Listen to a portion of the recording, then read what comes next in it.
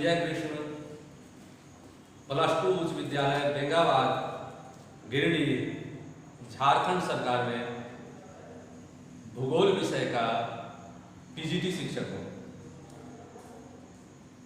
आज के इस ऑनलाइन क्लास में मैं अपने सभी विद्यार्थियों का स्वागत करता हूँ। आज भूगोल में हम लोग चैप्टर 4 12वीं कक्षा के चैप्टर 4 जो हमारा प्राथमिक क्रियाकलाप है, चैप्टर 4 या 5 उसमें प्राथमिक क्रियाकलाप एक चैप्टर है, उससे संबंधित बातों को देखेंगे, उस पर चर्चा करेंगे। तो विद्यार्थियों, आप अपने जीवन में कुछ ना कुछ काम करते हैं, लेकिन क्या सभी काम को भूगोल में मानवीय क्रियाकलाप कहा जाता है? इसका उत्तर होगा नहीं। हमारे हर प्रकार के क्रियाकलाप को मानवीय क्रियाकलाप भूगोल विषय में नहीं कहा जाता है। भूगोल में मानवीय क्रियाकलाप केवल और केवल उन क्रियाकलाप को कहते हैं जिसके अंतर्गत मनुष्य रोजी रोटी प्राप्त करता है, आय प्राप्त करता है, अर्थात आय प्राप्त कर करके अपने जीवन यापन के लिए जो रोजी रोटी वगैरह का जुगाड़ कर पाता है, वो सभी क्रियाकलाप भूगोल विषय में मानवीय क्रियाकलाप कहलाता है। चूंकि मानव अनेक प्रकार के कार्य अपने जीवन यापन के लिए, आय प्राप्ति के लिए करता है, इसीलिए मानवीय क्रियाकलाप को कई भागों में बांट दिया जाता है। हम यहाँ पर देखेंगे कि मानवीय क्रियाकलाप 5 प्रकार के होते हैं। पहला जो है हमारा प्राथमिक क्रियाकलाप। पहला क्रियाकलाप हमारा है प्राथमिक क्रियाकलाप, जो हमारा संबंधित चैप्टर है आज का। दूसरा जो हमारा क्रियाकलाप है वह द्वितीय क्रियाकलाप, तीसरे में तृतीय क्रियाकलाप, चतुर्थ में चतुर्थ क्रियाकलाप और पांचवा में पंचम क्रियाकलाप। इस प्रकार से मानवीय क्रियाकलाप को 5 भागों में बांट दिया गया है: प्राथमिक, द्वितीय, तृतीय, चतुर्थ और पंचम क्रियाकलाप। अब आ जाते हैं, हम लोग देखते हैं कि प्राथमिक क्रियाकलाप किसे कहते हैं। प्राथमिक क्रियाकलाप किसे कहते हैं, आप लोग जरूर इसके बारे में पिछले कक्षा में भी जरूर पढ़े होंगे। आज हम लोग इसको और विस्तार रूप से इस अध्याय में देखेंगे। तो प्राथमिक क्रियाकलाप जो है, इसमें क्या क्या पढ़ना है और इससे संबंधित किस प्रकार के प्रश्न परीक्षा में आते हैं, इसको ध्यान में रखते हुए हम लोग आगे बढ़ेंगे। तो प्राथमिक क्रियाकलाप जो है, इससे संबंधित कौन कौन से प्रश्न जो है परीक्षा में आ सकते हैं, उसको देखें जरा सा। तो इसमें जो है हमारा मानवीय क्रियाकलाप किसे कहते हैं, मानवीय क्रियाकलाप किसे कहते हैं, ये 2 नंबर के प्रश्न में आ सकता है।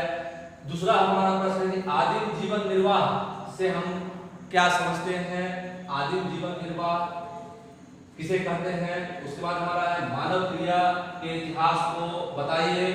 फिर हमारा है आखेट एवं संग्रहण की विशेषता बताइए।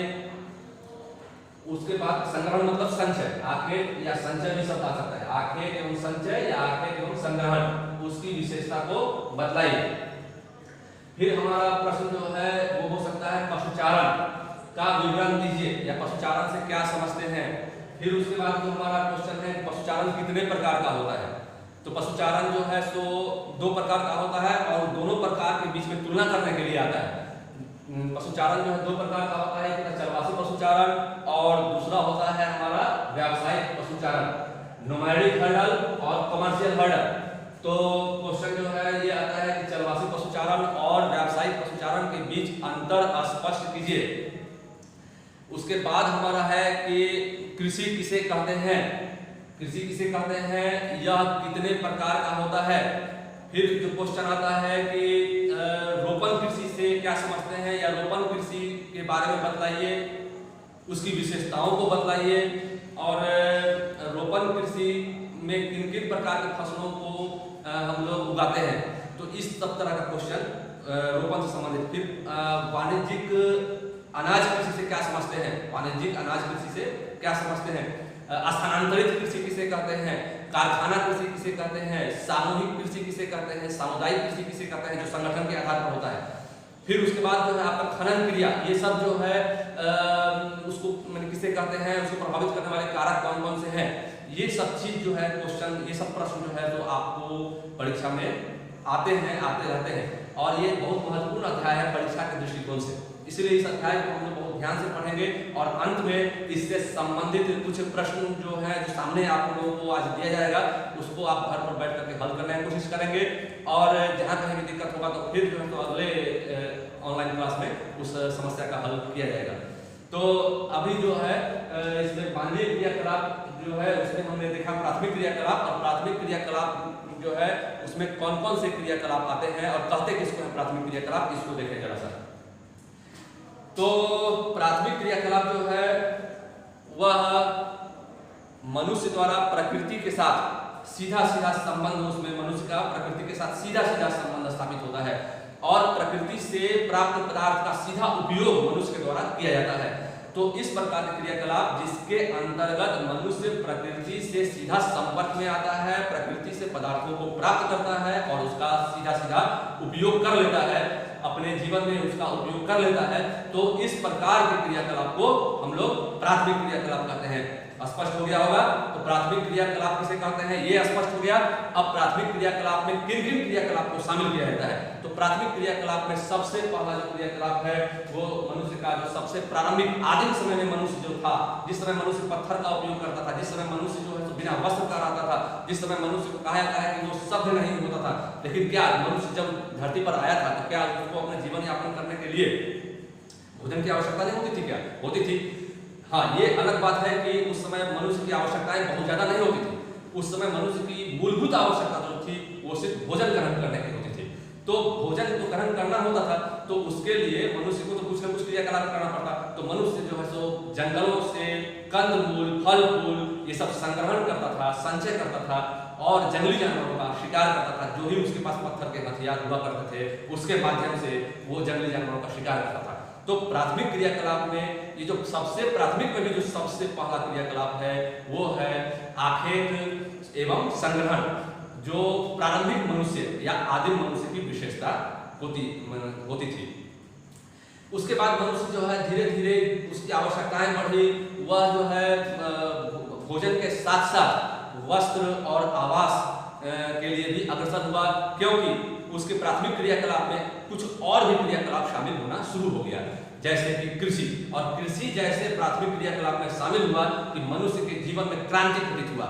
मनुष्य का जीवन जो है एकदम से चेंज ले लिया।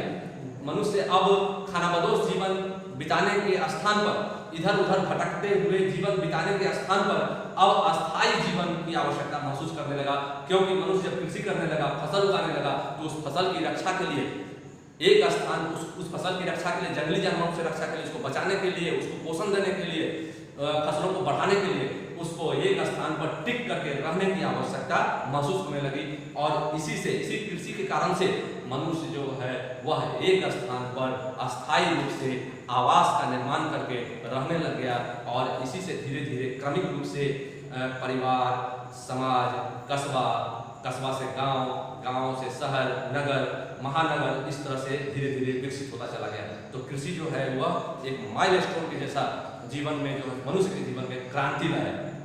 तो कृषि जो है वह भी प्राथमिक क्रियाकलाप के अंतर्गत शामिल है। तो हमने देखा क्या, आखेट एवं संग्रहण, उसके बाद हमने देखा कृषि।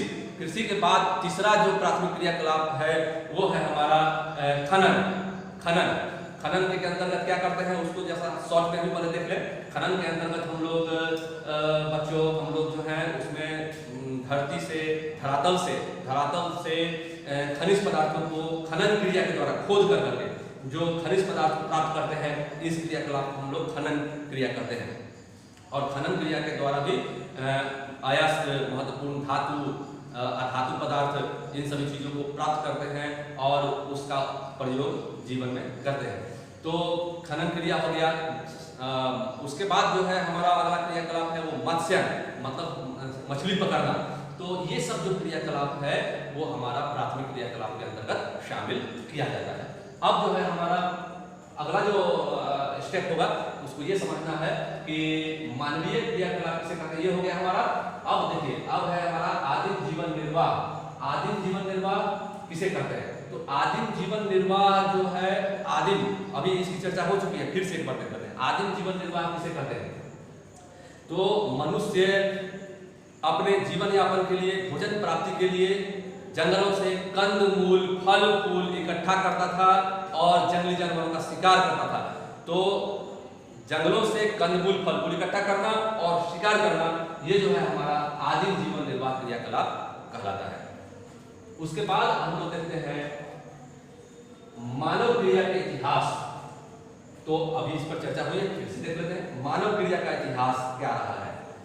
तो मानव क्रिया का जो इतिहास है वह शुरू होता है आपका आदिम जीवन निर्वाह से, जिस समय मनुष्य भोजन प्राप्ति के लिए आखेट एवं संग्रहण क्रिया करता था, और उसके बाद फिर वह धीरे धीरे जब कृषि कार्य में प्रवृत्त हुआ तब उसे एक स्थान पर टिक कर रहने की आवश्यकता हुई, और साथ ही साथ उसे कृषि के लिए उन्नत औजारों की आवश्यकता हुई। तो कृषि के लिए उन्नत औजारों की आवश्यकता ने धीरे धीरे उद्योग की ओर बढ़ने के लिए, उद्योग और कारखाना की ओर बढ़ने के लिए रास्ता दिया, मार्ग प्रशस्त किया। और तब जो है सो मनुष्य धीरे धीरे उद्योग और कारखाना लगाने लग गया, और इस प्रकार से प्रकृति से प्राप्त पदार्थों को परिष्कृत, संशोधित, परिमार्जित करने लगा, अर्थात औद्योगिक क्रियाकलाप करने लग गया। और यह क्यों किया? क्योंकि कृषि के लिए आवश्यक औजारों की प्राप्ति हो सके, आवास के लिए आवश्यक औजारों की प्राप्ति हो सके, इन सब चीजों के लिए मनुष्य जो है वह क्रियाकलाप, औद्योगिक क्रियाकलाप करने लग गया। उद्योग से उत्पादित पदार्थों को, अभी हमने देखा उद्योग से प्राप्त, उद्योग किसे कहते हैं, एक बार फिर से शॉर्ट में, संक्षेप में हम लोग इसको फिर से रिवीजन कर लें। उद्योग किसे कहते हैं? तो प्राथमिक क्रियाकलाप में हमने क्या देखा कि प्रकृति से प्राप्त पदार्थों को सीधा सीधा हम लोग उपयोग कर लेते हैं। प्रकृति से प्राप्त पदार्थों को जब प्रत्यक्ष रूप से सीधा सीधा हम लोग उपयोग कर लेते हैं तो वह प्राथमिक क्रियाकलाप कहलाता है। लेकिन जब प्रकृति से प्राप्त पदार्थों को सीधा सीधा उपयोग में नहीं लाना है, उसको जो है गौण उत्पाद के रूप में बदल देना है। गौण उत्पाद किसे कहते हैं? तो गौण उत्पाद जो हो गया, वो पदार्थों को कारखाना में या उद्योग में हम लोग उसको परिष्कृत करते हैं, संशोधित करते हैं, परिमार्जित करते हैं, और तब उसको गौण उत्पाद में परिवर्तित कर लेते हैं। तो उस प्रकार के क्रियाकलाप को हम लोग द्वितीयक क्रियाकलाप करते हैं, या उसी को उद्योग, जिसके अंतर्गत उद्योग आता है या फिर कारखाना लगाना आता है। तो यहाँ पर हम लोग क्या देखते हैं कि प्रकृति से प्राप्त पदार्थों को जब मानव अपने क्रियाओं के द्वारा परिष्कृत, संशोधित और परिमार्जित कर करके गौण उत्पाद में बदल देता है, तो उसे हम द्वितीयक क्रियाकलाप या उद्योग कहते हैं। तो यहाँ हमने देख लिया उद्योग किसे कहते हैं। तो इस प्रकार से मनुष्य का क्रिया जो है, इतिहास में क्या देखते हैं, प्राथमिक क्रियाकलाप से द्वितीयक क्रियाकलाप की ओर बढ़ता है। अब द्वितीयक क्रियाकलाप के अंतर्गत, अर्थात उद्योग कारखाना के अंतर्गत जब हम लोग पदार्थों का उत्पादन कर लेते हैं, तो क्या वो उत्पादन कर करके उसे एक ही स्थान पर रखे रहेंगे? नहीं, उसे एक ही स्थान पर नहीं रखे रहेंगे। उसका हम लोग क्या करते हैं, उसको हम लोग क्या करते हैं, उसको हम लोग उपभोक्ताओं तक पहुंचाने के लिए प्रयास करते हैं। और जब तक उसे हम उपभोक्ताओं तक नहीं पहुंचाएंगे, उस उत्पादन का कोई महत्व नहीं है, वो व्यर्थ है। तो उत्पादन से उपभोग क्षेत्र तक, उत्पादन क्षेत्र से उपभोग क्षेत्र तक पहुंचाने के लिए अन्य प्रकार की व्यावसायिक सेवाएं भी सामने में आ जाती हैं, जैसे आपको परिवहन, संचार, व्यापार वाणिज्य, परिवहन और संचार। व्यापार मतलब वस्तुओं का लेन देन, क्रय विक्रय, आयात निर्यात, ये सब क्या हुआ? व्यवसाय, व्यापार। तो इस व्यापार के अंतर्गत उत्पादित वस्तुओं को एक स्थान से दूसरे स्थान तक भेजने की क्रिया, और इस भेजने के लिए परिवहन, जब तक यातायात का साधन नहीं होगा, आवागमन का साधन नहीं होगा, और जब तक जो है संचार सुविधा नहीं होगी, तब तक जो है सो उत्पादित वस्तुओं को उद्योग से, द्वितीय क्रियाकलाप से प्राप्त गौण पदार्थों को हम लोग जब तक दूसरी जगह भेज नहीं सकते हैं, तब तक उसका कोई महत्व नहीं रहेगा। और इस प्रकार से तृतीय क्रियाकलाप सामने में चला आता है, जिसके अंतर्गत व्यापार, वाणिज्य, विभिन्न प्रकार की सेवा, परिवहन, संचार, ये सब आते हैं। और इस प्रकार मनुष्य के जीवन में क्रांति घटित हुआ। तो हम क्या देखते हैं कि मनुष्य के क्रियाकलाप का जो इतिहास है उसके अंतर्गत हम देखते हैं कि मनुष्य आखेट एवं संग्रहण से प्रारंभ करता है। एक चरण में आखेट, इसका क्रम कैसा है? क्रम है कि आखेट और संग्रहण, फिर उसके बाद से कृषि और पशुचारण, कृषि और पशुचारण, फिर उसके बाद तृतीय क्रम में हम देखते हैं कृषि और उद्योग, फिर उसके बाद देखते हैं हम लोग अगला क्रम में उद्योग और व्यापार, फिर उसके बाद देखते हैं व्यापार और सेवा। तो इस प्रकार से मनुष्य के क्रियाकलाप का जो है सो एक क्रम बन जाता है। कैसे कैसे देखा हमने? सबसे पहले है हमारा संग्रहण, पहला क्रम है हमारा संग्रहण और आखेट, दूसरा है हमारा कृषि एवं पशुचारण, तीसरा हो जाएगा हमारा कृषि पशुचारण के बाद हमारा हो जाएगा कृषि एवं उद्योग, कृषि एवं उद्योग। उसके बाद चौथा में हम देखते हैं उद्योग एवं व्यापार। पांचवा क्रम है हमारा व्यापार एवं सेवा, व्यापार एवं सेवा। तो इस तरह से मानवीय क्रियाकलाप का जो इतिहास है उसका एक क्रम रहा है, जो अभी आपने देखा। क्या देखा? संग्रहण एवं आखेट, कृषि एवं पशुचारण, कृषि एवं उद्योग, उद्योग एवं व्यापार, व्यापार एवं सेवा। तो इस चीज को दिमाग में रखना है विद्यार्थियों। अगर इस चीज को दिमाग में रखेंगे तो एक क्रम जब हमारे सामने में रहेगा तो जितना भी क्रियाकलाप है, आज हम लोग प्राथमिक क्रियाकलाप पढ़ रहे हैं, फिर जो द्वितीय क्रियाकलाप, तृतीय, हर चैप्टर को पढ़ना है। तो इसको अगर ध्यान में रखेंगे तो सारा चैप्टर जो हमारा है प्राथमिक, द्वितीय, तृतीय, चतुर्थक और पंचम क्रियाकलाप, ये सभी पढ़ने में हमारे लिए सहज हो जाएगा और आसानी से हम उसको समझ सकेंगे और उससे संबंधित प्रश्नों का हल आसानी से कर सकेंगे। तो उसके बाद हम देखते हैं अगला प्रश्न हमारा क्या है। अब जो है हमारा संग्रहण आखेट की विशेषता। तो अब देखिए मानवीय क्रियाकलाप का क्रम हमने देखा, मानवीय क्रियाकलाप का क्रम देखा। अब जितना भी क्रियाकलाप है, आज हमारा जो चैप्टर प्राथमिक क्रियाकलाप, तो प्राथमिक क्रियाकलाप में जो भी क्रियाकलाप है उसके गहराई में जाएंगे, उसकी विशेषताओं को समझेंगे और तब जो है हमारा ये चैप्टर समाप्त हो सकेगा। और इन्हीं से संबंधित ऑब्जेक्टिव प्रश्न भी आते रहते हैं और इससे संबंधित जो है दो नंबर के प्रश्न आते रहते हैं और 4 नंबर और 5 नंबर के प्रश्न आते हैं। आपको पता ही होगा कि भूगोल विषय में 70 नंबर का आपको थ्योरी एग्जाम होता है और 30 नंबर का जो एग्जामिनेशन होता है वो प्रैक्टिकल का एग्जाम होता है। तो 70 नंबर का जो एग्जाम होता है थ्योरी का, उसमें आपको 10 नंबर का, एक नंबर का 10 क्वेश्चन होता है जो ऑब्जेक्टिव क्वेश्चन होता है, एक नंबर का 10 क्वेश्चन। उसके बाद 2 नंबर का भी होता है 10 क्वेश्चन और 10 गुना 20 अंकों का क्वेश्चन होता है।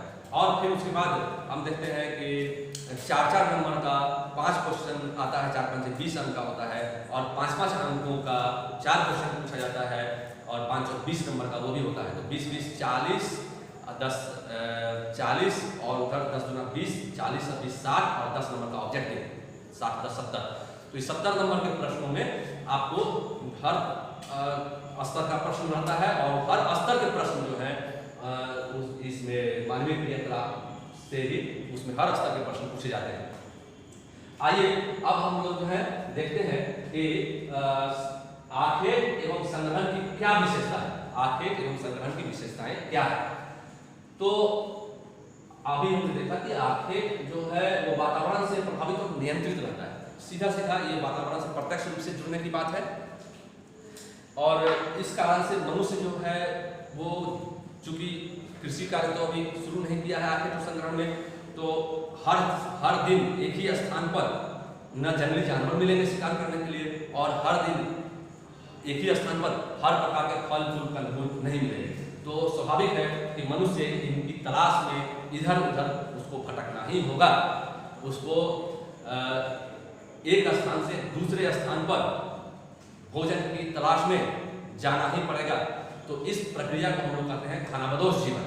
तो आखेट एवं संग्रहण की मुख्य विशेषता जो है उसका खानाबदोश जीवन है, जो वातावरण से प्रभावित और नियंत्रित रहता है, भ्रमणशील जीवन यानी खानाबदोश जीवन होता है।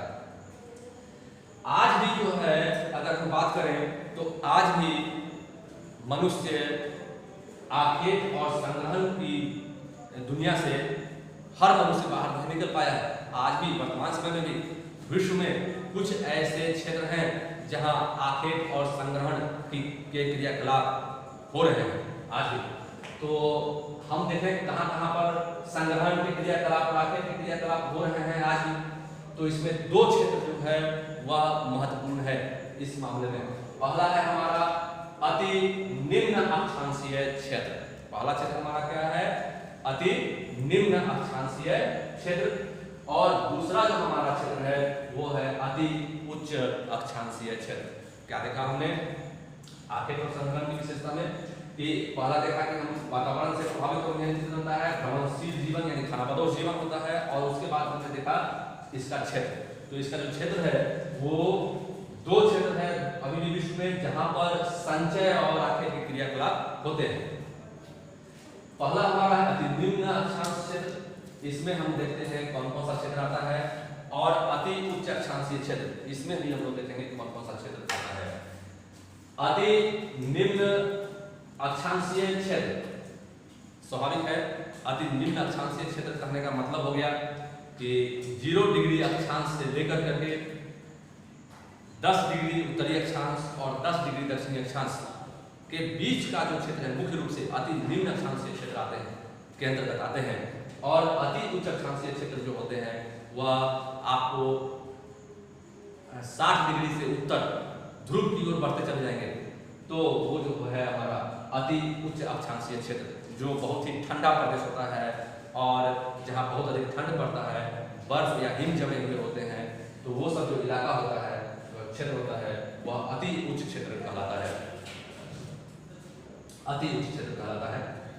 देखते हैं अति निम्न अक्षांशीय क्षेत्र, इसके अंतर्गत कौन कौन से क्षेत्र आते हैं जहां पर संचय और संग्रहण और आखेट के क्रियाकलाप किए जाते हैं।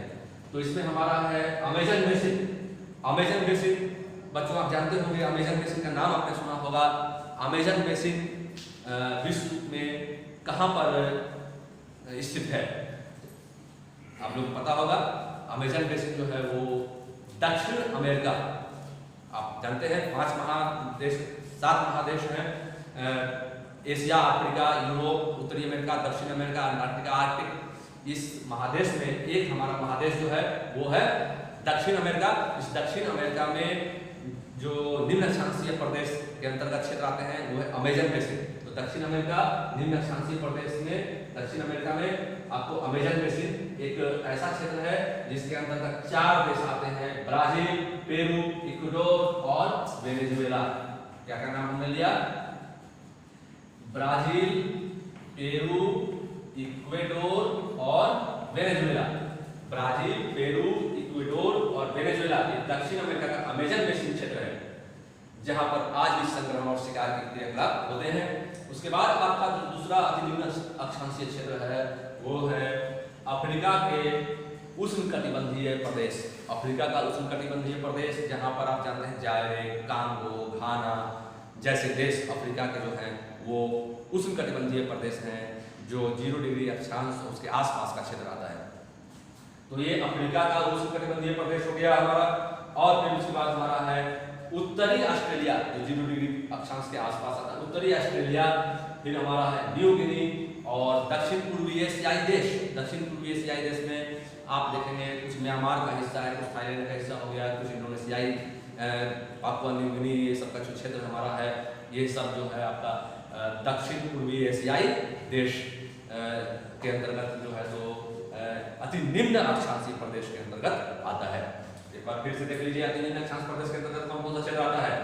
अमेजन बेसिन दक्षिण अमेरिका जिसमें ब्राजील, पेरू, इक्वाडोर, वेनेजुएला मुख्य रूप से शामिल होते हैं। दूसरा हो गया हमारा अफ्रीका के उष्णकटिबंधीय प्रदेश जिसमें घाना, जायरे, कांगो इत्यादि देश आते हैं। उसके बाद हमारा उत्तरी ऑस्ट्रेलिया का क्षेत्र, फिर New Guinea, Papua New Guinea वगैरह। उसके दक्षिण पूर्वी एशियाई देशों में हमारा म्यांमार, थाईलैंड, इंडोनेशियाई क्षेत्र, ब्रुनेई वगैरह ये सब जो हमारा क्षेत्र है वो अति निम्न अक्षांशीय क्षेत्र के अंतर्गत आता है।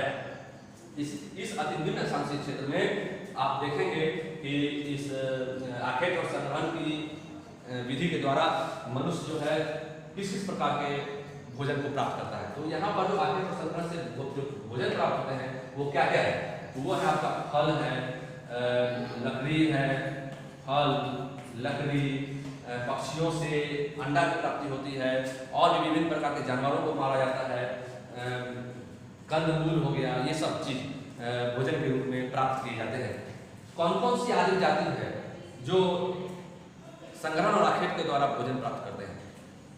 तो स्वाभाविक है कि अति निम्न अक्षांशीय प्रदेश में बहुत सारे आदिम जनजाति आदमी हैं। तो कौन कौन से आदिम जनजाति हैं, उसका नाम आपको जानना चाहिए, याद रखना चाहिए, बहुत जरूरी है उसको याद रखना। ये 1 नंबर क्वेश्चन में भी आ सकता है। अभी हम पहले नाम लेंगे और फिर आप देखेंगे कैसे वो 1 नंबर का क्वेश्चन बनता है। तो इस आदिम जाति में आप देखेंगे जो ये आदिम अति निम्न अक्षांशीय प्रदेश में पाए जाते हैं वो है आपको इक्वेडोर। इक्वेडोर अभी देखे आपने देखा कि इक्वेडोर जो है सो वो अमेजन बेसिन में आता है। और इक्वेडोर का जो प्रमुख आदिम जाति है वो है आपको औका। आदिम जाति मतलब मनुष्य की जाति जो आदिम काल से उस स्थान पर रहते आ रहे हैं उसको आदिम जाति कहते हैं। आदिम जाति का मतलब भी जानना जरूरी है। आदिम जाति जो आदि काल से एकदम प्रारंभ से जब से मनुष्य का उदय हुआ उस समय से ही उस जिस क्षेत्र में उसका उदय हुआ उसी क्षेत्र में उस समय से अभी तक जो रहता चला आ रहा है और अपने पारंपरिक क्रियाकलाप को अपने अंदर ढाले हुए मतलब उससे बाहर अभी भी नहीं निकल पाया है, तो वैसे मानवीय जाति को आदिम जनजाति कहते हैं। तो यहाँ पर आप देखेंगे आदिम जनजाति जो आपको इक्वेडोर क्षेत्र में जो है वो है औका। याद रहेगा 1 नंबर का क्वेश्चन बनता है कि नहीं बनता है, यहाँ बोलिए बनता है ना।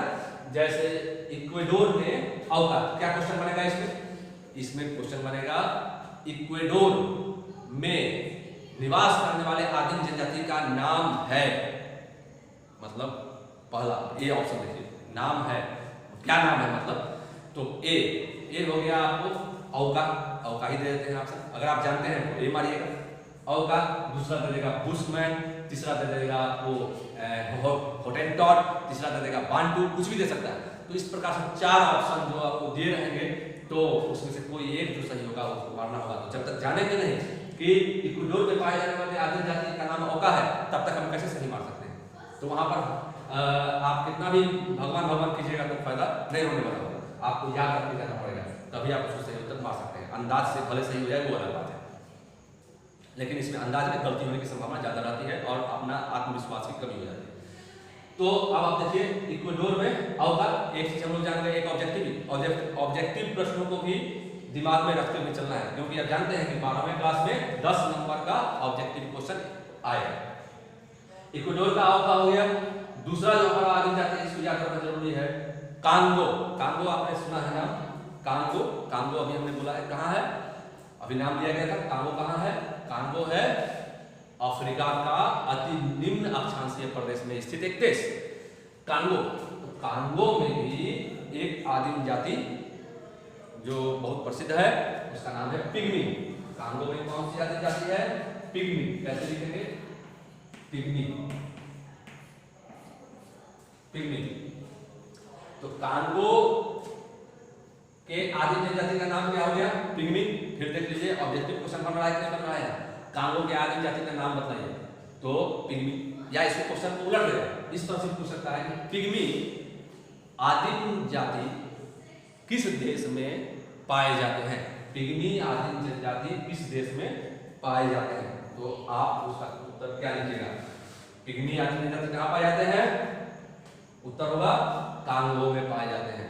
अगर क्वेश्चन हो कांगो में कौन सी जनजाति पाई जाती है तो पिग्मी जनजाति पाई जाती है। ये देखा हमने पिग्मी। ये भी जो है सो आज भी विश्व में आके क्वेश्चन आने के ग्राफ में संलग्न है। उसके बाद आ जाइए न्यू गिनी।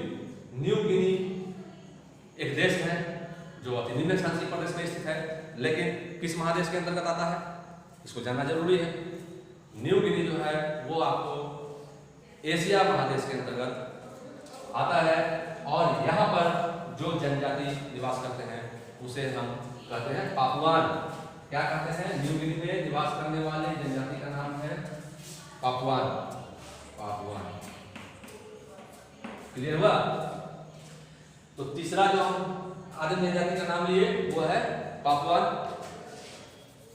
तो इससे भी 1 नंबर का क्वेश्चन बन रहा है कि नहीं बन रहा है, बन रहा है ना। क्या बन रहा है कि पापुआन नामक आदिम जाति किस देश में पाए जाते हैं? तो इसका उत्तर अब आप लोग को पता हो गया। अब आप लोग बहुत खुशी के साथ इसका उत्तर दे सकते हैं कि सर न्यू गिनी, पापुआ जो है न्यू गिनी देश में स्थित है और वो आज भी आपके संग्रहण क्रियाकलाप में संलग्न है। तो ये एक नंबर का भी हम लोग जान रहे हैं और बड़ा क्वेश्चन का आंसर लिखना जान रहे हैं। आ जाइए, एक और आदिम जनजाति का नाम लेना चाहेंगे जो बहुत प्रसिद्ध है, वो है आपको कालाहारी मरुस्थल। कालाहारी मरुस्थल जो बोत्सवाना देश में स्थित है। कालाहारी मरुस्थल कहाँ स्थित है?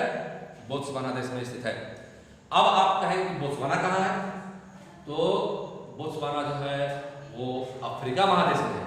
तो देखिए, हम लोग कोई भी क्षेत्र का नाम ले रहे हैं तो किस महादेश में है उसको और किस देश में स्थित है उसको भी ध्यान में रखते हुए चल रहे हैं। बहुत जरूरी है भूगोल में इस चीज को ध्यान में रखना। मानचित्र के आधार पर भी हम उसको समझने का प्रयास करेंगे। तो आपने देखा कि ये कालाहारी मरुस्थल जो बोत्सवाना देश में है, जो अफ्रीका महादेश में है, वहां पर एक आदिम जनजाति या आदिम जाति जो पाई जाती है उसका नाम है बुशमैन। क्या नाम है? बुशमैन, जो आज भी आगे तो संग्रहण क्रियाकलाप में संलग्न है। तो इसको भी हम लोग लिख लेते हैं बुशमैन। बुशमैन। और एक था औका। औका, पिग्मी, पापुआन, बुशमैन, चार नाम आपने देखा। औका कहां पर? तो औका जो है सो वो इक्वेडोर, भूलिएगा नहीं। औका इक्वेडोर, पिग्मी कहां? कांगो, पापुआन कहां? न्यू गिनी, और बुशमैन कहां? बोत्सवाना कालाहारी मरुस्थल। याद रहेगा, बोत्सवाना के कालाहारी मरुस्थल में बुशमैन नामक जनजाति, आदिम जाति पाए जाते हैं, जो आज भी अपने जीवन यापन के लिए, भोजन प्राप्ति के लिए आखेट और संग्रहण के प्राथमिक क्रियाकलाप में संलग्न रहते हैं। तो ये आपने देखा। अब आ जाइए अति उच्च अक्षांशीय प्रदेश। ये तो आपने देखा। अति निम्न अक्षांशीय प्रदेश में कहां-कहां प्राथमिक क्रियाकलाप के अंतर्गत आखेट और संग्रहण के क्रियाकलाप आज भी हो रहे हैं। आखेट और संग्रहण की क्रियाएं आज भी की जाती हैं। अब देखें कि आखेट और संग्रहण के क्रियाकलाप के अंतर्गत अति उच्च अक्षांशीय जो प्रदेश हैं वहां पर किस किस प्रकार का भोजन प्राप्त किया जाता है, किस किस प्रकार के जानवरों से भोजन प्राप्त किया जाता है और कौन कौन से आदिम जाति वहां पर निवास करते हैं, ये चीज जानना है। 3-4 चीज जो है उसको जानना जरूरी है। अति उच्च अक्षांशीय प्रदेश। आइए, अति उच्च अक्षांशीय प्रदेश के अंतर्गत कौन कौन से विश्व के क्षेत्र शामिल किए जाते हैं? कौन कौन से क्षेत्र शामिल किए जाते हैं? तो इसके अंतर्गत आप देखेंगे उत्तरी कनाडा, हमारा पहला जो क्षेत्र हो गया उत्तरी कनाडा। दूसरा जो है हमारा उत्तरी यूरोप, दिमाग में रखते चलना है। पहला हो गया उत्तरी कनाडा, दूसरा हो गया उत्तरी यूरोप और तीसरा हो गया हमारा उत्तरी एशिया। ये तीनों जो क्षेत्र का नाम लिया गया, उत्तरी कनाडा, उत्तरी यूरोप और उत्तरी एशिया, ये तीनों जो हमारा क्षेत्र है वो सब अति उच्च अक्षांशीय प्रदेश में है। अति उच्च कहने का मतलब 75 डिग्री माने 66 डिग्री या 70 डिग्री या 75 डिग्री से भी उत्तर या उसके आसपास 90 डिग्री तक चला जाता है। 90 डिग्री अक्षांश तक का जो क्षेत्र चला जाता है वह सभी जो है हमारा अति उच्च अक्षांशीय प्रदेश के अंतर्गत आता है। और ये सब क्षेत्र जो है वो उत्तरी कनाडा में भी है, उत्तरी यूरोप में भी है और उत्तरी एशिया में भी है। अब यहाँ पर जो आदिम जाति है वो भोजन प्राप्ति के लिए किन किन पशुओं को या मछलियों को या पक्षियों को पकड़ते हैं, मारते हैं और उनसे भोजन प्राप्त करते हैं, उसका नाम याद रखना बहुत जरूरी है।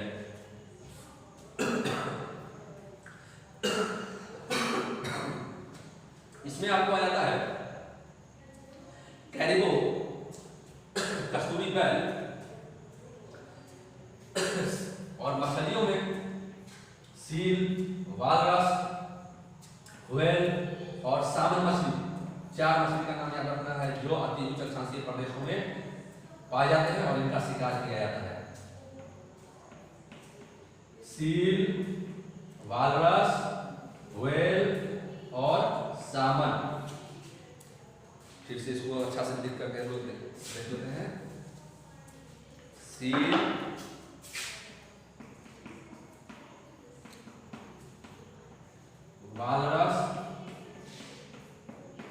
सामन और व्हेन। इसको आप लोग उतार लिए, कॉपी कलम तो आप लोग लेकर के रखे हुए होंगे जरूरी। ऑनलाइन क्लास में जब भी बैठिए आप तो कॉपी कलम लेकर के रखिए, ताकि जो आपके लिए बहुत महत्वपूर्ण चीज है उसको आप नोट भी करते चलें और बाद में जब देखें आपको याद आ जाए। हमने देखा कौन कौन से जानवर, कौन कौन से मछली और किस प्रकार के जानवर जो है वो उनका शिकार अति उच्च अक्षांशीय प्रदेशों में भोजन यापन के लिए किया जाता है। अब आ जाइए, आप देखिए कौन कौन से आदिम जनजाति या जाति अति उच्च अक्षांशीय प्रदेश में पाए जाते हैं, जो इन सभी जानवरों का शिकार वहां पर करते हैं अपने भोजन यापन के लिए। तो इसमें आपको याद रखना हो, उत्तरी अमेरिका का एस्किमो बहुत ही महत्वपूर्ण ये जनजाति एस्किमो उत्तरी अमेरिका का, और परीक्षा में बराबर एस्किमो के बारे में पूछा जाता है। उत्तरी अमेरिका का एस्किमो, अमेरिका का रेड इंडियन, अमेरिका का रेड इंडियन, साइबेरिया का यूकागिर। साइबेरिया क्षेत्र कहाँ है, इसको हम लोग अभी देखें। साइबेरिया क्षेत्र, साइबेरिया एशिया का एक बहुत बड़ा देश है, विश्व का सबसे विशाल क्षेत्रफल वाला देश हम लोग जानते होंगे, रूस, जो पहले सोवियत संघ कहा था। तो इस रूस में बहुत विशाल वीरान क्षेत्र जो है, उच्च अक्षांश में पड़ने वाला क्षेत्र जो है वो है साइबेरियाई क्षेत्र। इस साइबेरियाई क्षेत्र में निवास करने वाले जनजाति जो है वो है यूकागिर। तो याद रहना चाहिए, यूकागिर जनजाति साइबेरियाई क्षेत्र में, और दक्षिणी चिली में भी कुछ जनजाति जो है वो पाए जाते हैं, जो कैरिगो, कस्तूरी बैल, सील, मांगस, सामन, व्हेल मछली, पक्षियों के अंडे वगैरह का, इन सभी चीजों का शिकार करते हैं। तो हमने देखा कि आखेट और संग्रहण की विशेषता, अगर इस प्रकार का प्रश्न आवेगा लिखने के लिए कि आखेट और संग्रहण की विशेषताओं का वर्णन कीजिए, तो इसमें किन किन बातों को हम लोगों को ध्यान में रखना है। इसमें हमको ध्यान में रखना होगा वातावरण से, पहला जो ध्यान में रखने की बात है, इसकी क्या विशेषता है, तो वातावरण से प्रभावित और नियंत्रित। आखेट और संग्रहण जो है वह हमेशा याद रखना है, वातावरण से प्रभावित और नियंत्रित होता है। दूसरी विशेषता है इसका, इसमें भोजन यापन के लिए मनुष्य को एक स्थान से दूसरे स्थान पर भ्रमणशील रहना पड़ता है, यानी खानाबदोश जीवन, इसकी दूसरी विशेषता हो गई। तीसरी विशेषता क्या है, तीसरा पॉइंट क्या है उसको याद रखना है, वो है हमारा आदिम जनजाति कौन कौन सा है। हमने अभी देखा जैसे इक्वाडोर का औका, न्यू गिनी का पापुआन, बोत्सवाना का जैसे बुशमैन, और हमने देखा कांगो बेसिन का पिग्मी, ये सब कौन कौन से आदिम जनजाति हैं।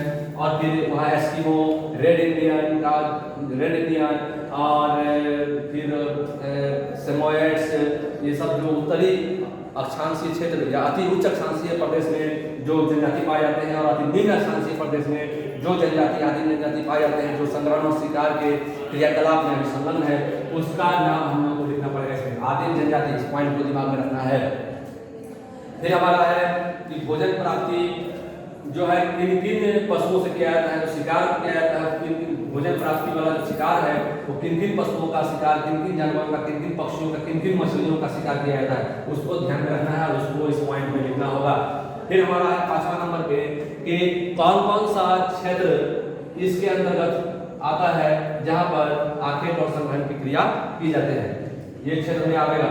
और अंतिम जो हमारा पॉइंट होगा आखेट और संग्रहण की विशेषता में, वो हो जाएगा हमारा परिवर्तनशील प्रवृत्ति। वर्तमान समय में अभी जो उन्नत औजार चला आया है, वैज्ञानिक ढंग से जो क्रियाकलाप की जाने लगे हैं, तो इस उन्नत औजार के कारण से जो विशिष्टीकरण आ गया है उसमें क्या परिवर्तन आया है, उसको इस पॉइंट में हम लोगों को मेंशन करना होगा, लिखना होगा, तब हमारा ये वाला प्रश्न का उत्तर पूरा हो जाएगा कि आखेट और संग्रहण की विशेषता क्या है। इसको हमने देखा। अब हमारा अगला प्रश्न है कि पशुचारण का विवरण दीजिए, पशुचारण का विवरण दीजिए। ये भी आता है प्रश्न कि पशुचारण का विवरण दीजिए, पशुचारण जो क्रियाकलाप है वो कितने भागों में उसको बांटा जाता है, उसका कितना प्रकार है, ये तो इसको हम लोग अभी देखेंगे। पशुचारण का विवरण दीजिए, तो इसमें क्या हम लोग विवरण देंगे, पशुचारण का विवरण दीजिए या पशुचारण के बारे में बताइए। तो विभिन्न प्रकार के पर्यावरण जो है अलग अलग क्षेत्रों में देखने के लिए मिलते हैं। अलग अलग क्षेत्रों में विभिन्न प्रकार के पर्यावरण और जो मिलते हैं, तो विभिन्न प्रकार के पर्यावरण के कारण से अलग अलग क्षेत्रों में अलग अलग प्रकार के पशुएं पाए जाते हैं। उदाहरण के लिए हम बतला सकते हैं कि सवाना घास के मैदान में गाय बैल मिलते हैं। उसी प्रकार से आप देख लीजिए एस्टेपी का जो क्षेत्र हमारा है वहाँ पर आपको भेड़ बकरी बहुतायत से मिलते हैं। उसी प्रकार से मरुस्थलीय क्षेत्र में अगर आप चले जाइए तो वहाँ पर आपको कौन सा सवारी मिलेगा, मरुस्थलीय क्षेत्र में कौन सा जानवर मिलता है, जिसको हम लोग मरुस्थल का जहाज भी कहते हैं, आप लोग पहले से भी पढ़ते आ रहे हैं। तो मरुस्थलीय क्षेत्र में ऊंट जो है, ऊंट वह मरुस्थल का जहाज कहलाता है और मरुस्थलीय क्षेत्र के प्रमुख जानवर है ऊंट। फिर हमारे टुंड्रा प्रदेश जो है वो अति ठंडा इलाका वाला क्षेत्र है। वहाँ पर रेंडियर नामक कुत्ता होता है। वहाँ का जो बर्फीला जो जानवर है वो कुत्ता का जैसा होता है, इसीलिए उसको रेंडियर कहते हैं और कुत्ता का जैसा लगता है, इसलिए रेंडियर कुत्ता भी बोलते हैं। ये टुंड्रा प्रदेश में ये जानवर की बहुतायत है। उसी प्रकार से आप एंडीज पर्वतीय क्षेत्र में चले जाइए। एंडीज पर्वतीय क्षेत्र कहाँ है पता है आप लोगों को? एंडीज पर्वतीय क्षेत्र आपको दक्षिण अमेरिका महादेश जो है वहाँ पर दक्षिण अमेरिका महादेश के पश्चिमी तट पर, कहाँ पर? पश्चिमी तट पर, उत्तर से लेकर करके दक्षिण तक एक रेखा के जैसा उत्तर से लेकर दक्षिण तक जो है फैला हुआ है, उसका नाम है एंडीज पर्वत। उस एंडीज पर्वतीय क्षेत्र में जो जानवर बहुतायत से मिलते हैं उसका नाम है अल्पाका। क्या नाम है उसका? अल्पाका। देखिए बड़ा से देखिए अल्पाका, ये आता है एंडीज पर्वतीय क्षेत्र में अल्पाका। उसी प्रकार से तिब्बत हिमालय प्रदेश में आप चले जाएं। तिब्बत हिमालय प्रदेश, आपको पता है तिब्बत हिमालय प्रदेश कहाँ है? जरूर पता होगा। हमारे देश भारत जो है हमारा, उसके उत्तर का जो क्षेत्र है, उत्तरीय क्षेत्र में चाप की आकृति में पूरब से पश्चिम दिशा की ओर फैला हुआ जो पर्वतीय क्षेत्र है उसको हम लोग हिमालय कहते हैं। और हिमालय के उत्तर में जो पठारी इलाका है उसको कहते हैं तिब्बत या तिब्बत का पठार। तो इस हिमालय प्रदेश में और तिब्बतीय पठारी क्षेत्र में जो प्रमुख जानवर हैं, प्रमुख जानवर जो पाए जाते हैं उसका नाम है क्या? उसका नाम है याक। उसका नाम है याक, जिसको बर्फ देशीय बैल कहते हैं।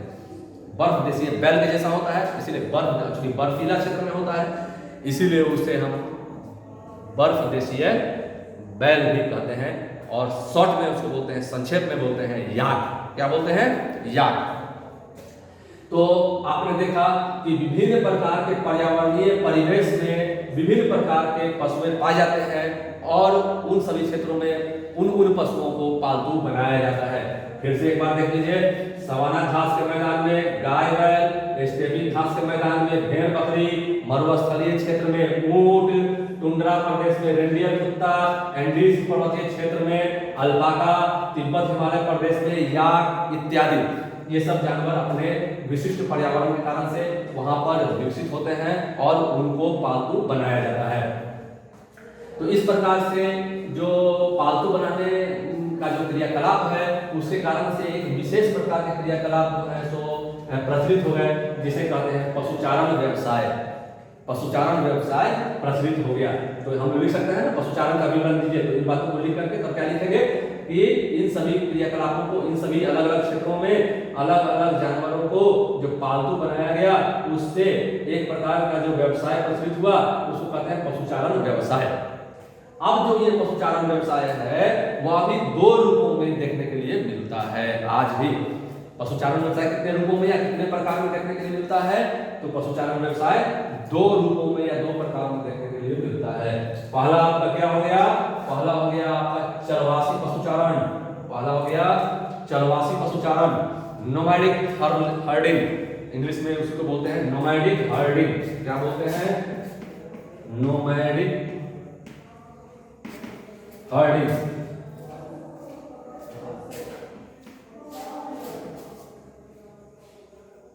नोमैडिक हर्डिंग पहला। और दूसरा जो है हमारा वो क्या है उसको देखें। अभी इसको बैठा देते हैं।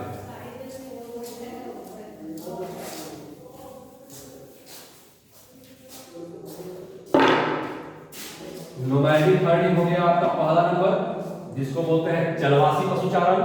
और दूसरा जो है हमारा वो हो गया कॉमर्शियल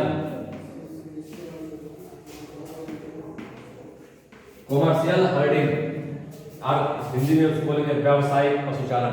तो दो रूप हमने देखा, पहला हो गया हमारा चलवासी पशुचारण और दूसरा हमारा हो गया व्यावसायिक पशुचारण।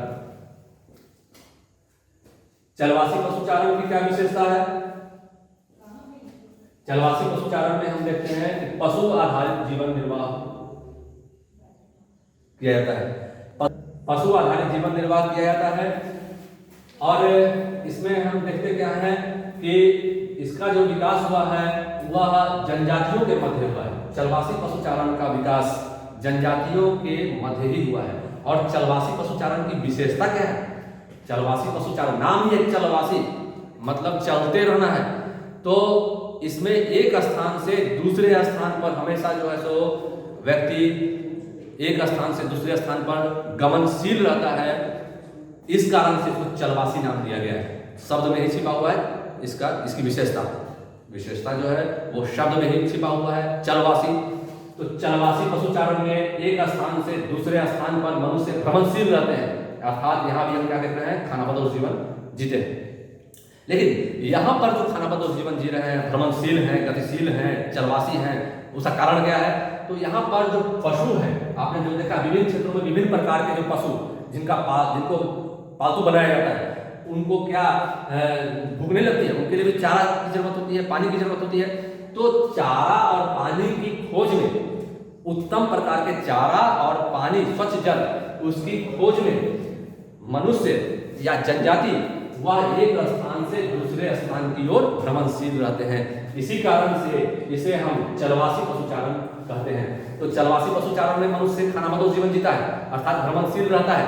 और उसका कारण भी हमने देखा कि उत्तम चारा और स्वच्छ जल की खोज में वह भ्रमणशील रहता है, क्योंकि यहाँ पर चारे की कृषि नहीं की जाती है। अगर चारे की कृषि की जाती तब तो फिर एक ही स्थान पर चारा मिल जाता और जल की व्यवस्था हो जाती, लेकिन यहाँ पर चारे की कृषि की नहीं जाती है, वो प्राकृतिक रूप से उस पर निर्भर रहा जाता है। इस कारण से मनुष्य जो है चारे की खोज में और पानी की, स्वच्छ जल की खोज में एक स्थान से दूसरे स्थान पर भ्रमणशील रहता है, इसीलिए इसको हम लोग चलवासी पशुचारण कहते हैं। अब ये देखना है कि किस किस क्षेत्र में और कौन कौन सी जनजाति आज भी चलवासी पशुचारण की क्रिया कर रहे हैं। तो आइए देखते हैं। ये है आपको पूर्वी अफ्रीका, एक जो हमारा क्षेत्र है पूर्वी अफ्रीका, वहां पर फिर नाइजीरिया, वहां पर मध्य एशिया, हिमालय पर्वतीय क्षेत्र, फिर हम आ जाइए उत्तराखंड का जो क्षेत्र है वो अफ्रीका में बोत्सवाना वगैरह का क्षेत्र है, टुंड्रा का क्षेत्र है। ये सभी क्षेत्र का जो भी नाम लिया गया, ये सभी जगह पर आज भी चलवासी पशुचारण का कार्य किया जाता है। एक बार फिर से देख लें, क्षेत्र का नाम याद रखना बहुत जरूरी है, क्योंकि परीक्षा में उसको लिखने के लिए आता है। आप देखेंगे चलवासी पशुचारण का क्षेत्र फिर से पूर्वी अफ्रीका, नाइजीरिया, देखिए पहला नंबर में हम लिख रहे हैं अपराध से पूर्वी अफ्रीका,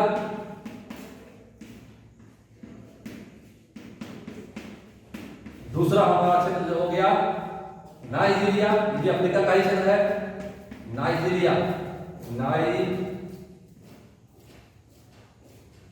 नाइजीरिया। तीसरा जो हमारा क्षेत्र हो गया वो हो गया नाइजीरिया के बाद अरब क्षेत्र, चौथा नंबर। अरब के बाद आ जाइए मध्य एशिया,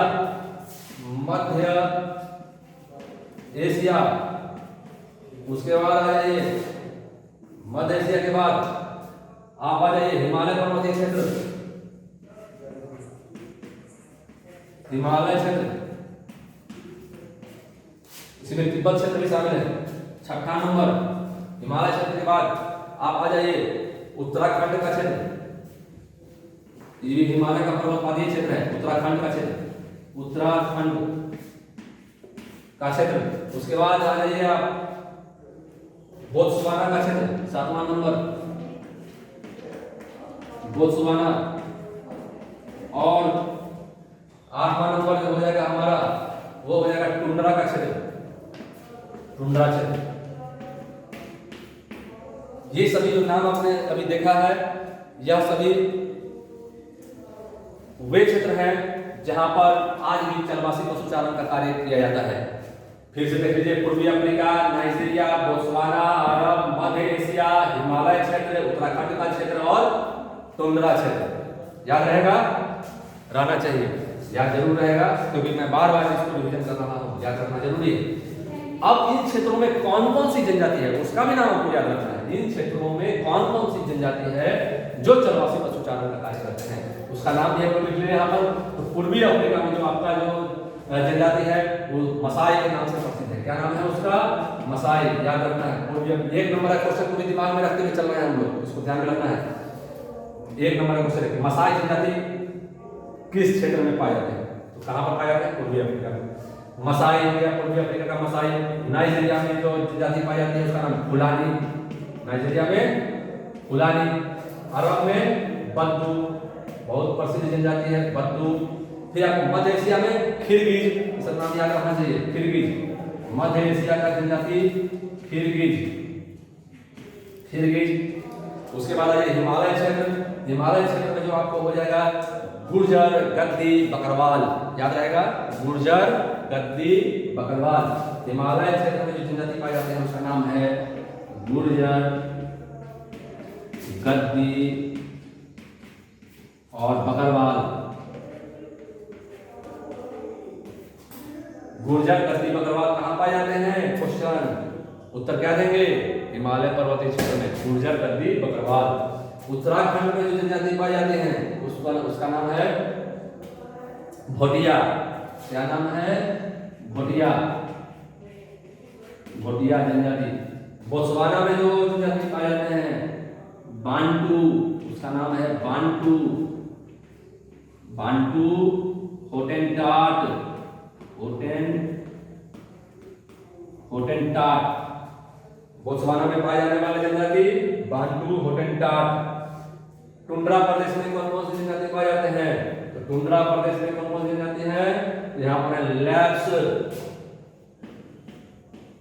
याद रखिएगा, लैप्स, सेमोएड्स, सेमोएड्स, लैप्स, सेमोएड्स, एस्किमो, एस्किमो। ये सभी जो जनजाति हैं ये चलवासी पशुचारण करते हैं। फिर से एक बार सुन लीजिए, अफ्रीका, पूर्वी अफ्रीका का मसाई, नाइजीरिया का फुलानी, अरब का बद्दू, मध्य एशिया का खिरगिज, हिमालय क्षेत्र का गुर्जर, गद्दी, बकरवाल, उत्तराखंड का भोटिया, बोत्सवाना का बांटू, होटेंटाट, टुंड्रा का लैप्स, सेमोएड्स, एस्किमो इत्यादि। ये सभी चलवासी पशुचारण का कार्य करते हैं, चलवासी पशुचारण का कार्य करते हैं। ये जो चलवासी पशुचारण है यह आपका जीवन निर्वाह कृषि इसको माना जाता है, और इसमें जो भी उत्पादन होता है, पशु से जो उत्पाद प्राप्त होता है उसका मनुष्य अपने जीवन यापन के लिए उपयोग में ले आता है। इसका कोई व्यावसायिक उपयोग नहीं होता है, इसीलिए जीवन निर्वाह आधारित कृषि प्रणाली है। अब देखते हैं इसका दूसरा रूप जो है पशुचारण का, दूसरा रूप उसको देखते हैं। वो क्या है हमारा? अभी हमने देखा था व्यावसायिक पशुचारण। व्यावसायिक पशुचारण क्या है? वह पशुचारण का दूसरा रूप है। और ये जो है पशुचारण का दूसरा रूप व्यावसायिक पशुचारण, ये इसकी विशेषता क्या है, किन किन क्षेत्रों में इसको किया जाता है और इसकी क्या विशेषता है, इसको भी हम लोग अभी देखेंगे। तो व्यावसायिक पशुचारण जो है वह पूर्णतः पशु आधारित कृषि है, पूर्णतः पशु आधारित कृषि है और अर्ध अस्थायी प्रकार की कृषि है। इसको दिमाग में रखना है कि व्यावसायिक पशुचारण पूर्णतः पशु आधारित कृषि है और अर्ध अस्थायी प्रकार की कृषि है। इसमें जो पशुपालन का जो कार्य किया जाता है वो वैज्ञानिक ढंग से पशुओं को रखा जाता है, उस वैज्ञानिक ढंग से पशुओं की देखभाल की जाती है। बीमारी से बचाव के लिए, जंगली जानवरों से सुरक्षा के लिए इसमें व्यवस्था की जाती है, नस्ल सुधार पर ध्यान दिया जाता है। ये सभी कार्य व्यावसायिक पशुचारण में इसकी विशेषता है। और क्या विशेषता है व्यावसायिक पशुचारण की? तीसरी विशेषता क्या है? तो इसमें चारागाह का जो हमारा क्षेत्र होता है वह विस्तृत होता है और अस्थायी होता है। चारागाह का क्षेत्र विस्तृत और अस्थायी होता है। अस्थायी कहने का मतलब कि चारागाह की खेती होती है, व्यवस्थित ढंग से चारागाह की खेती होती है और इसीलिए इसका क्षेत्र बहुत विस्तृत होता है। और इसी कारण से व्यावसायिक पशुचारण में भ्रमणशील नहीं होना पड़ता है। एक स्थान पर टिक के चारा की खेती की जाती है और तब उसके आधार पर, उस चारा के आधार पर पशुओं को पाला जाता है। ये बहुत बड़ी विशेषता है इसकी। तो हमने देखा कि चारागाह विस्तृत क्षेत्रों में फैला हुआ होता है और अस्थायी होता है। और क्या विशेषता है इसकी? तो मांस खाने पर अधिक बल दिया जाता है। इस सभ्यता ने इस व्यावसायिक पशुचारण कृषि जो है, इसमें इस सभ्यता ने मांस खाने पर बहुत अधिक बल दिया है। मांस खाने पर बहुत अधिक बल दिया गया। और नवीन प्रवृत्ति में अगर देखें, नवीन प्रवृत्ति, तो इसकी नवीन प्रवृत्ति है कि नवीन नस्ल का जो है प्रचार हो रहा है और नवीन नस्ल में सुधार हो रहा है, उस नस्ल में सुधार हो रहा है। और इसकी एक और जो खास विशेषता है वो है कि अब जो है बाजारीकरण और ज़्यादा जोर पकड़ता चला जा रहा है। अब घास के स्थान पर अन्य प्रकार के फसलों को भी पशुओं को खिलाया जाता है और उससे खिला करके उसको मोटा बनाया जाता है और मोटा बना करके पशुओं को सीधा बाजार में भेजा जाता है। मोटा क्यों बनाया जाता है? क्योंकि पशुओं से अधिक मांस की प्राप्ति हो सके। तो इस प्रकार हम देख रहे हैं कि व्यावसायिक पशुचारण की बहुत सारी विशेषताएं हैं। यह पूर्णतः पशु आधारित और अस्थायी प्रकार की कृषि है। और जो है सो ये इसमें चारागाह जो है विस्तृत क्षेत्रों में फैले होते हैं और अस्थायी होते हैं। उसके बाद हमने देखा कि इसमें जो है सो मांस खाने पर अधिक बल दिया जाता है और हमने देखा कि नवीन नस्ल का प्रचार हो रहा है। और क्या देखा हमने? घास के साथ साथ अन्य प्रकार के फसलों को भी खिला करके उसको मोटा बनाया जाता है और बाजार में सीधे भेज दिया जाता है। और क्या हमने देखा कि पशुओं के वैज्ञानिक ढंग से देखभाल की व्यवस्था की जाती है, नस्ल सुधार पर ध्यान दिया जाता है और बीमारी और जंगली जानवरों से बचाव के लिए भी व्यवस्था की जाती है। ये सभी जो है व्यावसायिक पशुचारण की प्रमुख विशेषताएं हैं। इसके साथ साथ हम कौन से क्षेत्र में व्यावसायिक पशुचारण जो है वो प्रचलित है उसको देखते हैं। तो इसमें जो आपका क्षेत्र है शुष्क और अर्धशुष्क प्रदेश। कौन सा प्रदेश? शुष्क और अर्धशुष्क प्रदेश। जहां कहीं भी है दुनिया में वहां पर। और ये अर्धशुष्क प्रदेश जहां भी यूरोपीय लोग, कौन लोग? यूरोपीय देश, यूरोपीय महादेश के लोग जहां कहीं भी ऐसे शुष्क और अर्धशुष्क प्रदेश में जा करके बसे, वहां पर व्यावसायिक पशुचारण को बढ़ावा दे दिया। तो इसका क्षेत्र आपने देखा कि वैसा शुष्क प्रदेश जहां पर यूरोपीय लोग जा करके बस गए, वे सभी जगह पर व्यावसायिक पशुचारण को बढ़ावा मिला। तो अब इसमें कौन कौन सा क्षेत्र आता है जहां यूरोपीय लोग गए? कौन सा शुष्क और शुष्क प्रदेश? तो इसमें आपको ध्यान में रखना है कि ऑस्ट्रेलिया, न्यूजीलैंड, दक्षिण अमेरिका का पेटागोनियन पठारी क्षेत्र, उसके बाद ब्राजील पठार, फिर आप आ जाइए वेनेजुएला का शुष्क प्रदेश और फिर आ जाइए दक्षिण अफ्रीका, फिर आ जाइए पूर्वी अफ्रीका, ये सब का पठारी प्रदेश। ये सभी शुष्क और शुष्क प्रदेश हैं। यहाँ यूरोपीय लोग आए और व्यावसायिक पशुचारण को बढ़ावा दिया। फिर से देख लीजिए, ऑस्ट्रेलिया, न्यूजीलैंड, दक्षिण अमेरिका का पेटागोनिया पठारी क्षेत्र, ब्राजील का पठारी क्षेत्र, फिर वेनेजुएला शुष्क प्रदेश, फिर उसके बाद दक्षिणी अफ्रीका का पठारी प्रदेश, फिर उसके बाद पूर्वी अफ्रीका का पठारी प्रदेश। ये सभी प्रदेश में व्यावसायिक पशुचारण को बढ़ावा मिला है। तो ये सभी हमने क्षेत्र को देखा, इसके प्रमुख विशेषताओं को देख लिया। अब जो महत्वपूर्ण प्रश्न परीक्षा में आ सकता है कि चलवासी पशुचारण और व्यावसायिक पशुचारण के बीच अंतर स्पष्ट कीजिए। क्या क्वेश्चन आ सकता है? क्वेश्चन को फिर से एक बार, चलवासी पशुचारण और व्यावसायिक पशुचारण के बीच अंतर स्पष्ट कीजिए, ये क्वेश्चन आ सकता है। तो इसमें कितने अंतर हम देखते हैं। अभी जो हमने दोनों की विशेषताओं को पढ़ा, दोनों के क्षेत्रों को देखा, तो इन सभी विशेषताओं में, उसके क्षेत्रों में, प्रमुख संजातियों में ही अंतर स्पष्ट हो जाता है। लेकिन इसको अलग से भी हम लोग एक बार देख लेते हैं। आ जाइए। तो चलवासी पशुचारण और व्यावसायिक पशुचारण में प्रमुख अंतर इस प्रकार है। क्या क्या है? तो पहला जो है क्षेत्र के बीच में अंतर को देखते हैं। पहला अंतर क्या है? क्षेत्र में अंतर। क्या अंतर है? तो चलवासी पशुचारण कहाँ कहाँ होता है उसको लिख देंगे, आपको भी देखे। और व्यावसायिक पशुचारण किन किन क्षेत्रों में होता है इसको लिख देंगे। आ जाइए। चलवासी पशुचारण सहारा, पूर्वी अफ्रीका का क्षेत्र जो है, पूर्वी अफ्रीका का तटीय इलाका, मेडागास्कर कौन कौन से? सहारा, पूर्वी अफ्रीका का तटीय क्षेत्र, मेडागास्कर का प्रदेश, अरब का प्रदेश, टुंड्रा प्रदेश, एशियाई उच्च पठारी प्रदेश, ये सब जो है सो प्रदेश में चलवासी पशुचारण किया जाता है। जबकि व्यावसायिक पशुचारण का क्षेत्र कौन कौन सा है? तो उत्तरी अमेरिका का प्रेरी क्षेत्र या प्रेरी मैदान का क्षेत्र, मध्य अमेरिका का लानोस घास का मैदान। लानोस क्या है? घास का मैदान का नाम है। मध्य अमेरिका के घास का मैदान का नाम क्या है? लानोस। ऑब्जेक्टिव क्वेश्चन पर भी ध्यान देना है। मध्य अमेरिका के घास का मैदान लानोस, उत्तरी अमेरिका के घास का मैदान प्रेरी, दक्षिण अमेरिका के घास का मैदान क्या? पंपास। पंपास पंपास दक्षिण अमेरिका के घास का मैदान पंपास, याद रहेगा। उत्तरी अमेरिका के घास का मैदान प्रेरी, मध्य अमेरिका के घास का मैदान लानोस, दक्षिण अमेरिका के घास का मैदान पंपास, और दक्षिण अफ्रीकी घास का मैदान का नाम वेट्स। क्या नाम है? वेट्स। वेट्स। और ऑस्ट्रेलिया के घास का मैदान डाउन्स। ये सब जो घास का मैदानी इलाका है, यहाँ पर व्यावसायिक पशुचारण को बढ़ावा मिला। यहाँ पर जो क्रियाकलाप होते हैं व्यावसायिक पशुचारण के क्रियाकलाप होते हैं। उत्तरी अमेरिका का प्रेरी मैदान, मध्य अमेरिका का लानोस का क्षेत्र, दक्षिण अमेरिका का पंपास, दक्षिण अफ्रीका का वेट्स और ऑस्ट्रेलिया का डाउन्स मैदानी क्षेत्र। ये पहला अंतर हमने क्षेत्र में देख लिया। दूसरा अंतर जो है वो क्या है? विचरण के मामले में देखते हैं। क्या देखते हैं दूसरा अंतर? कि चलवासी पशुचारण में जो मनुष्य है वह उत्तम चारे और पानी की तलाश में एक स्थान से दूसरे स्थान पर विचरण करते रहते हैं, भ्रमणशील रहते हैं, गतिशील रहते हैं। जबकि